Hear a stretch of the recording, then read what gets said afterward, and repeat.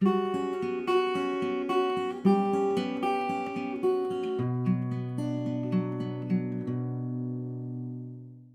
professeure Céline Campagna est responsable scientifique de la coordination scientifique du volet santé du Plan québécois d'action sur le changement climatique à l'INSPQ, l'Institut national de santé publique du Québec. Elle œuvre depuis plus de 15 ans sur les liens étroits entre l'environnement et la santé humaine, incluant les enjeux reliés au climat, à l'eau et aux zoonoses. Elle est également professeure associée au département de médecine sociale et préventive de l'Université Laval ainsi qu'au Centre Eau-Terre-Environnement de l'INRS. Et elle est membre de l'Institut en environnement, développement et société de l'Université Laval. Alors, Céline, je te cède la parole. Merci beaucoup. C'est un peu, je dirais, j'ai l'impression que vous n'apprendrez pas grand-chose après les deux excellentes présentations qui ont été faites par mes collègues. En tout cas, bon, j'ai bien aimé les présentations. Je vais essayer juste de... Comme ça, je vais juste tout de suite aller chercher mon écran. Je ne le vois pas. Un instant, je vais juste recommencer. Ah ben, Non, vous le voyez. on le voit, oui. Merveilleux. C'est bon. C'est Tout est bon. beau. Parfait. OK, excellent. Fait que, ça va être une petite présentation rapide parce que je ne veux pas repasser sur les concepts que François et Éric ont bien expliqués, puis en termes vraiment beaucoup plus précis. Moi, ma présentation elle va être davantage macro, un peu plus sur les enjeux qu'on connaît globalement. Et puis, surtout, je voulais surtout passer un peu de temps sur ce qu'on aimerait savoir, ce qui reste. Évidemment, la liste ça va être hyper longue, donc je pense que je vais m'attaquer surtout à la santé respiratoire pour un peu plus être précis. Je sais que mes collègues en ont parlé, en fait. Je voulais présenter surtout le diagramme de gauche, en fait, pour démontrer que ça, c'était comme en lien avec dans le cadre du rapport sur l'état du climat si on atteint 1,5 degré Celsius et comment on va y arriver. Ce qu'il faut savoir, en fait, c'est que quel que soit le scénario de réduction des gaz à effet de serre, qu'on arrête tout de suite toute émission de gaz à effet de serre ou qu'on continue, on va continuer sur une trajectoire d'augmentation des changements climatiques, augmentation des températures moyennes et des impacts sur le climat et sur les extrêmes et sur la santé. C'est juste l'ampleur de ces changements-là à venir qui vont être différents d'un scénario à l'autre. Quel que soit le scénario, il faut s'adapter, il faut se préparer. Puis je pense que mes collègues l'ont bien démontré aussi. Au Québec, c'est 40 des émissions de gaz à effet de serre qui sont liées au transport et on sait qu'il y a de plus en plus de véhicules de type VUS sur les routes comparativement aux petites voitures. Donc, on est loin de régler le problème actuellement au Québec en termes d'émissions de gaz à effet de serre liées au transport aussi. Au niveau du Canada, du Québec, les scénarios démontrent qu'il va y avoir, quel que soit le scénario encore, d'ici 2050, une augmentation des températures. Déjà, le Canada se réchauffe 2 fois plus rapidement que la moyenne mondiale. Le nord du Canada et du Québec 3 fois plus rapidement que la moyenne mondiale. Et on a l'habitude toujours, encore Environnement Canada et Ressources naturelles Canada, dans son dernier rapport de 2019 sur le climat changeant du Canada, quand même montre 2 types de scénarios, mais il n'y a pas de... Les autres scénarios, c'est juste pour dire, voici à quoi ressemblerait le monde si on se forçait un peu. Mais nous, en santé publique, on travaille seulement actuellement avec le pire des scénarios, c'est-à-dire business as usual, pour s'assurer d'être prêt, quelles que soient les décisions gouvernementales qui vont être prises au niveau mondial et à l'échelle québécoise, canadienne. Et au niveau des vagues de chaleur, on en a parlé avec mes collègues tout à l'heure, mais on peut s'attendre qu'avec un scénario de business as usual, on sait qu'il y a une moyenne de moins d'une vague de chaleur actuellement à Montréal par année. Il y a des années où on en a 2, des fois 3. D'autres années, pendant plusieurs années, on n'en a aucune. Et d'ici 2050, on peut s'attendre à avoir une moyenne d'au moins une vague de chaleur par année. Ça veut dire qu'il y a des années où on en aura 3 et d'autres qu'on en aura 0 ou 1. Et d'ici la fin du siècle, bien, ça va être une moyenne de 5 à 6 vagues de chaleur par été. Ça veut dire qu'il y a des étés où il va en avoir 10, puis d'autres étés où il y en aura juste 2. Au niveau global, les changements climatiques viennent seulement, ils ne viennent pas créer des nouveaux effets, ils viennent amplifier des pressions environnementales qui sont déjà existantes. Donc, que ce soit au niveau des canicules, des sécheresses, ils viennent amplifier les déterminants de la santé qui sont reliés à notre santé, que ce soit des déterminants environnementaux ou des vulnérabilités individuelles. Ça, c'était comme, j'ai l'impression de répéter ce qu'Éric vient de dire, mais en fait, il y aura une augmentation effectivement de la chaleur extrême, des jours de plus de 30 degrés, autant au Québec que dans le sud du Canada aussi. Et tout ça, c'est lié à des hospitalisations, maladies cardiovasculaires, santé des troubles psychotiques. On a une étude en cours actuellement, puis on va avoir des données québécoises là, très rapidement d'ici cet hiver. Les décès, seulement pour 2021, en 8 jours, avec le dôme de chaleur en Colombie-Britannique, ils ont calculé un excès de 740 décès directement liés aux 8 jours de chaleur en Colombie-Britannique. C'est majeur. Et on se rappelle qu'il a fait presque jusqu'à 50 degrés Celsius dans la municipalité de Layton, une petite municipalité en montagne. Les risques périnataux, Éric en a parlé tout à l'heure, ce n'est pas encore tout à fait clair, mais il semblerait, même des études à Montréal, les preuves commencent à s'accumuler. Les accidents de travail et la productivité, il y a une augmentation des accidents de travail. On peut s'attendre à une augmentation des indemnisations pour les accidents de travail en lien avec la chaleur. Plus il fait chaud, plus il y en a. Ça, c'est clair, l'association est quand même assez claire. Il y a un rapport de l'INSPQ qui a été paru l'an dernier là-dessus. Et on peut s'attendre, déjà, les accidents de travail, c'était un coût d'environ 15 milliards de dollars au Canada pour 2010. Et on peut s'attendre dans le climat futur avec le scénario actuel que d'ici 2050 à 2100, on aura une augmentation de 150 à 450 % de surmortalité supplémentaire qu'il va falloir traiter, avec des coûts associés de 3 à 4 milliards de dollars pour le réseau de la santé et la société en général.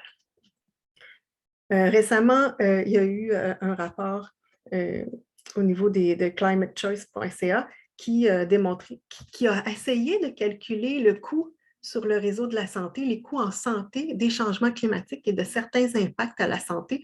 Évidemment, il nous manque beaucoup de données en termes économiques pour plusieurs aspects de la santé, encore plus au Québec parce qu'on n'a pas un système qui permet de suivre les coûts, je dirais, de la trajectoire du patient comme ça se fait en Ontario ou d'autres provinces. Ce qui fait que nos études au Québec sont très limitées parce qu'on doit se fier sur des coûts par hospitalisation sur des données de l'Ontario au lieu d'avoir des données du Québec. Et c'est très, très pénible à aller chercher. Et ce qui fait en sorte aussi qu'au Québec, on a de la difficulté à influencer les politiques publiques pour mettre de l'avant les impacts à la santé et leurs coûts économiques, surtout avec un gouvernement actuel qui est un gouvernement d'économistes. Ça serait l'occasion de démontrer les coûts astronomiques qui s'en viennent sur le réseau de la santé et les bénéfices d'une action rapide en adaptation puis en mitigation dans un rapport coût-bénéfice. Malheureusement, on n'a pas ces données-là. Le système de santé n'a pas été construit de cette façon-là, ou en tout cas, on ne suit pas ces coûts-là.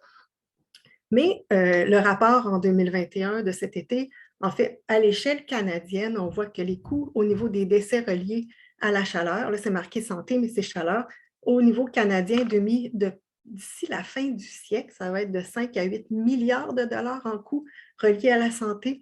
Au niveau de la perte de productivité reliée à la chaleur chez les travailleurs de tout type, c'est de 6 à 15 milliards de dollars.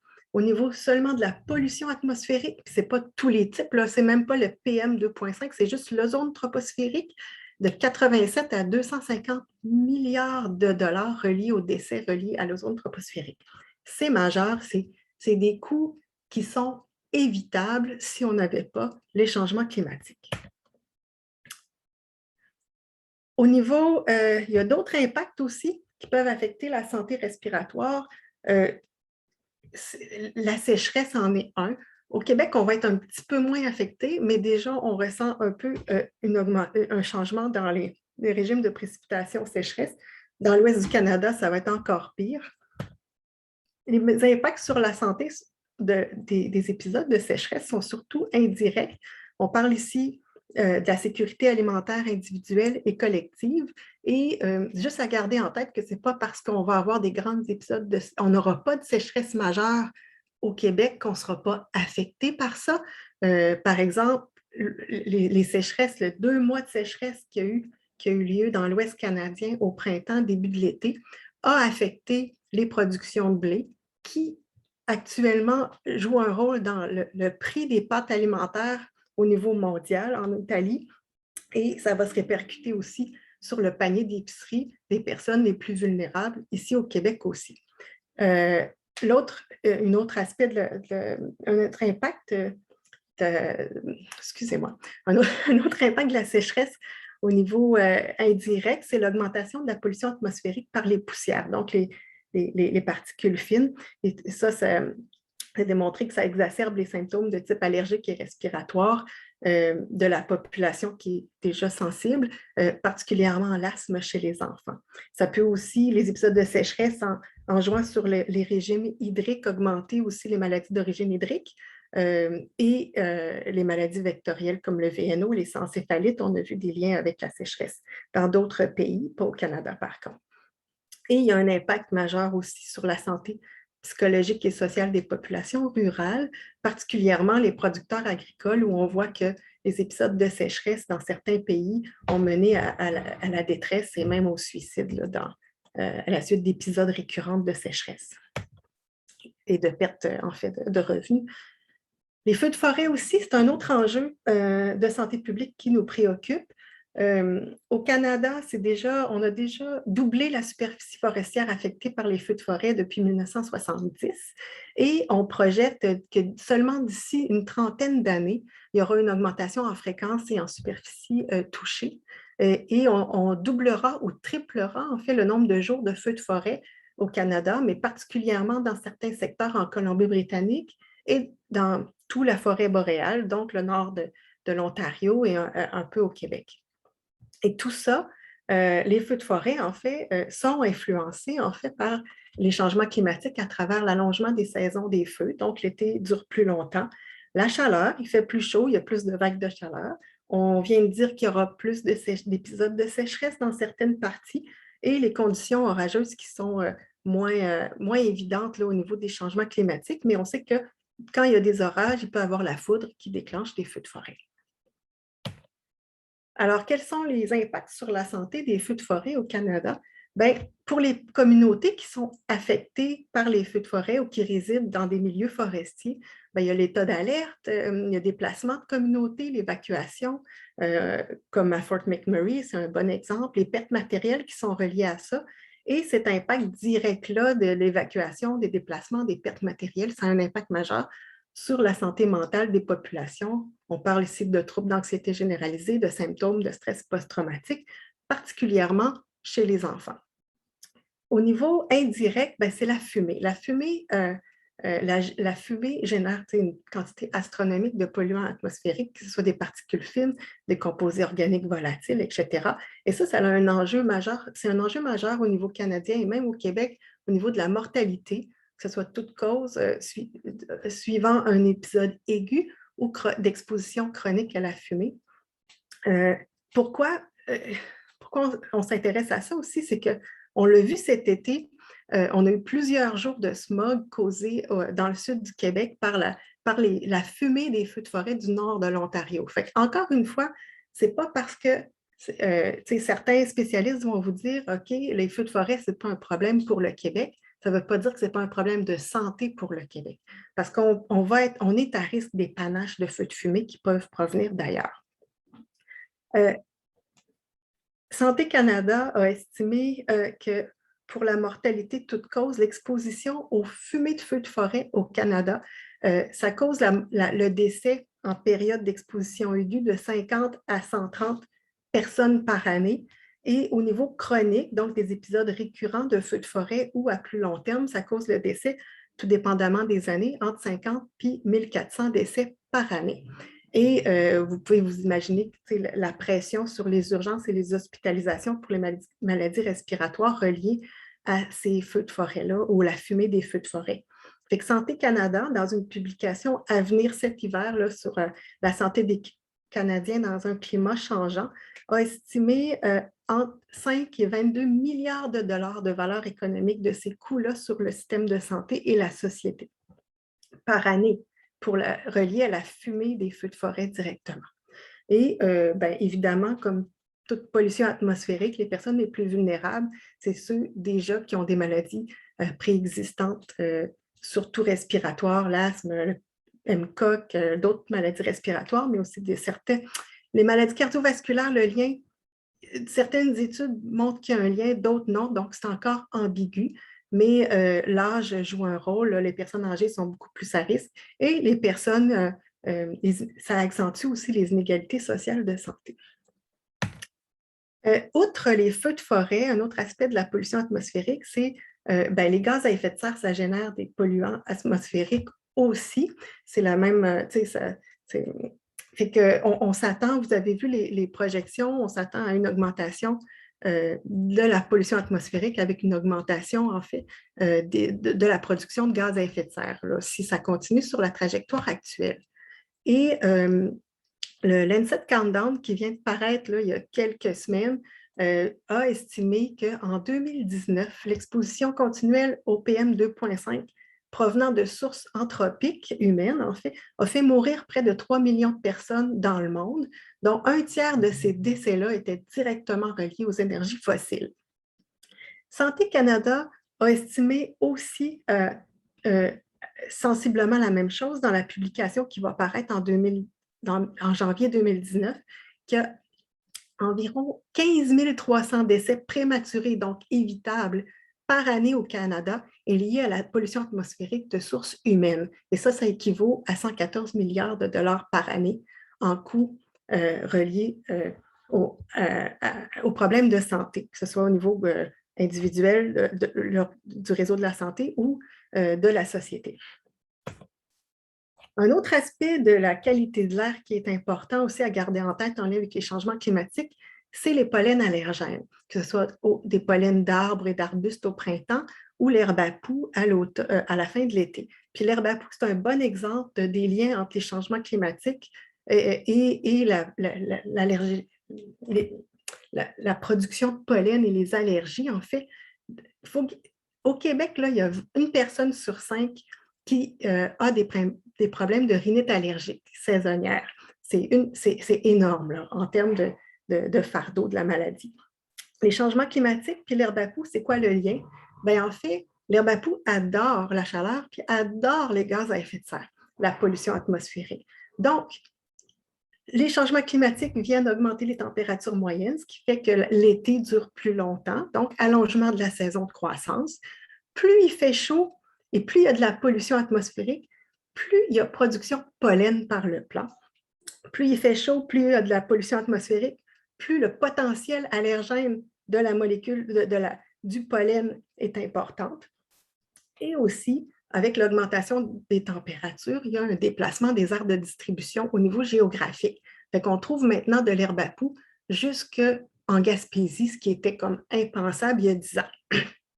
Tout ça favorise l'exposition au pollen au niveau de la population. Il y a une augmentation de la sensibilisation et donc de l'incidence parce qu'on est plus exposé, mais aussi plus on l'a vu avec les présentations de mes collègues, plus il fait chaud ou plus il y a de la pollution atmosphérique, plus on est sensible, excusez-moi, aux impacts sur la qualité. Je vais juste prendre une gorgée.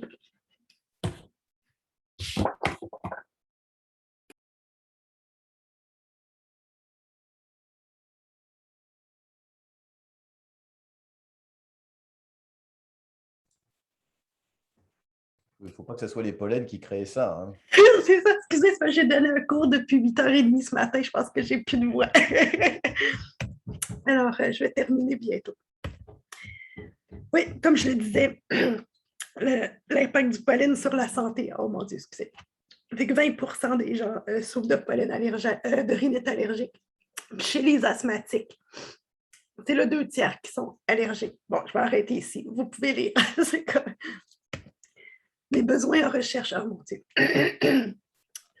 Juste au niveau respiratoire. En fait, il y a beaucoup de données qui sont disponibles, mais des données québécoises, on n'en a pas. Beaucoup. Que ce soit au niveau des impacts des feux de forêt. Hey, ça n'a pas de bon sens. De la co-exposition. Par exemple, chaleur, smog, pollen, ou de la...